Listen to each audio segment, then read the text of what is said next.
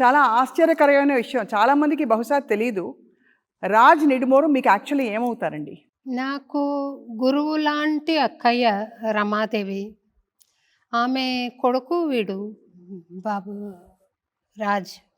అక్కయ్య కొడుకు అవుతాడు. నెవ్యూ. నెవ్యూ. నాకు గుర్తు నేను మొన్న శిల్పారెడ్డి గారితో మాట్లాడుతూ కూడా అన్నాను. ఒకసారి నేను ఇక్కడ అన్నమయ్యపురంలో పాడినప్పుడు రాజ్, డీకే వారిద్దరూ వచ్చారు. అవును. ఒక ప్రత్యేక కార్యక్రమానికి కూడా హాజరయ్యారు. నీకు ధైర్య అవార్డు ఇచ్చినప్పుడు వచ్చాడు. వచ్చారు. అవును. ఆ రోజు సింధు కూడా వచ్చింది. అవును. రాజ్, సమాంతల వివాహానికి మీరు వెళ్ళారు. దగ్గర బంధువులు మాత్రమే హాజరైన వివాహం. మీ మాటల్లో చెప్పండి, ఎలా జరిగింది? భూతశుద్ధి వివాహ పద్ధతి అంటే చాలామందికి తెలియదు. ఈశాయోగ సెంటర్లో జరిగిన ఈ వివాహం మీకేమనిపించిందమ్మా? అది చాలా పాంపస్గా జరిగిన విషయం కాదమ్మా.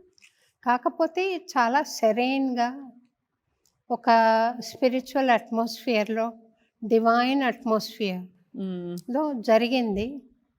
నేను చాలా సంతోషపడ్డాను. చాలా చక్కగా అర్థవంతంగా జరిగింది. ఇదేమి మంచి అట్మాస్ఫియర్లో, ఆశ్రమంలో, ఒక స్వామి గైడెన్స్లో జరిగింది.